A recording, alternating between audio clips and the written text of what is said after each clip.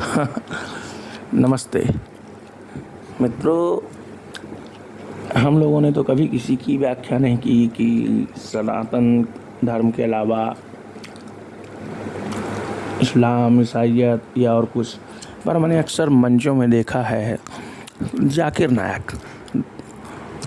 पहले मैं सोचता था बुद्धिमान व्यक्ति होगा, पर जब मैंने देखा कि ये टूटी फूटी चीज़ें उठा उठा के जैसे ईश्वर के बारे में चर्चा करता है, मतलब खुद को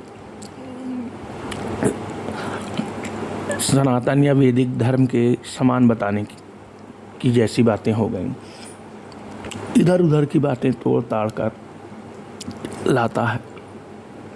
अरे मेरे भाई, यदि आपका इस्लाम पूर्ण है, आपका कुरान पूर्ण है, तो आपको क्या ज़रूरत है वेद का सहारा लेने की, अपने मोमिन भाइयों को समझाने के लिए वेद से व्याख्या देने की। और एक बात और बता दूं जाकिर नायक जी, हमारे सनातन धर्म में ये है कि ईश्वर कुछ नहीं है, शून्य है, उसकी प्रतिमा नहीं है, ये सही है। लेकिन ये भी कहीं नहीं है कि तुम ईश्वर को मानो और कैसे मानो, उसकी विधियां करो ना करो, ऐसा कोई भी वर्णन नहीं है। आप ईसामिदं सर्वम भी कर सकते हो, कण कण में ईश्वर है, यह भी है। आप जिस रूप में मानो वैसा है। यहाँ पे हमारा ईश्वर पूजा पद्धति से नहीं है, ना ईश्वर डराता है हमारा कि तुम मुझे नहीं पूजोगे तो मैं तुम्हें यहाँ भेज दूंगा, वहाँ भेज दूंगा। हमारे यहाँ कर्म से मतलब है आदरणीय, और आप ये नहीं समझेंगे, समझ गए? क्योंकि अच्छे और बुरे कर्म ही मानव को सद्गति या दुर्गति प्रदान करते हैं।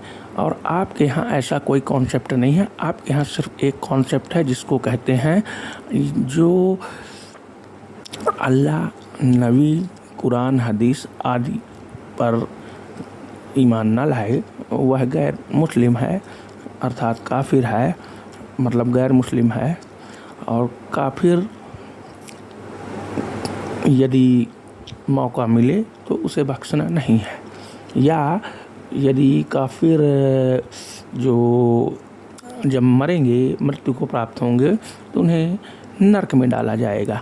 हमारे यहाँ ऐसा कोई कॉन्सेप्ट नहीं है। हमारे यहाँ आप भी ईश्वर के समक्ष जब मृत्यु को प्राप्त होके, फिलहाल अभी तो कोई ईश्वर के समक्ष जाएगा नहीं, जब ये दुनिया निरंतर चलती रहेगी, आप अपने कर्मों से स्वर्ग या नर्क या सद्गति या दुर्गति पाएंगे। और अभी ऐसा कोई कॉन्सेप्ट नहीं है कि मर गए तो फिर स्वर्ग में अप्सराएं मिलेंगी और ये वो फलाना ढिमाका। हमारे यहाँ ऐसी कोई लालच नहीं है। तो कृपया सनातन धर्म के बारे में ये चर्चा करनी हो तो किसी जाहिल हिंदू को पैसे देकर खड़ा करके और फिर मुसलमान भाइयों को बेवकूफ़ बनाने की कोशिश ना करें। यदि आप में क्षमता है तो चैलेंज एक्सेप्ट करें किसी वेदाचार से, या जो किसी वेद के जानने वाले एवं वेद से भी श्रेष्ठ उपनिषद समझने वाले, उपनिषदों पे बात करने वाले, या हमारे जैसे किसी भी छोटे से समझदार, छोटे से जानकार से, जो आपके लिए पर्याप्त हैं। 1000 क्वेश्चन हैं आप पे, हम आप पर कभी सवाल नहीं करते। आप तो फिलहाल एक्स मुस्लिम का जवाब दीजिए। हमने आपकी धरती चपटी का कॉन्सेप्ट भी सुना है, और आपने जो विज्ञान बताया था कि ब्लैक होल की थ्योरी, वह भी हमने सुना था कि ज़मीन और आसमान को अलग कर दिया।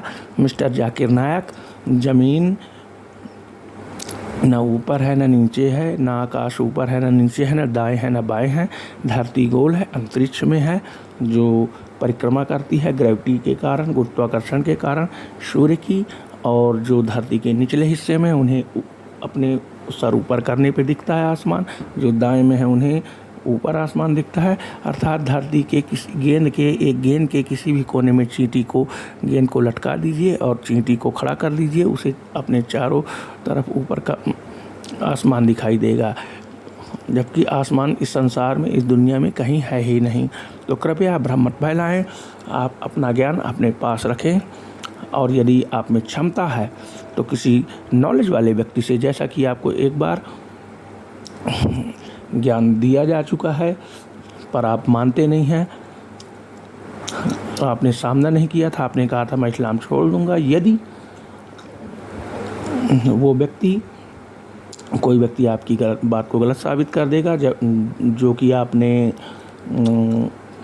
अपनी बात रखी थी एक बार, तो उसका जवाब रामपाल यादव ने दिया था, तब आप सामने भी नहीं आए थे, भाग गए थे। तो कृपया ये भ्रम फैलाना छोड़िए। मुसलमान, सीधे साधे मुसलमानों को बेवकूफ़ बनाना बंद कीजिए। जय श्री राम।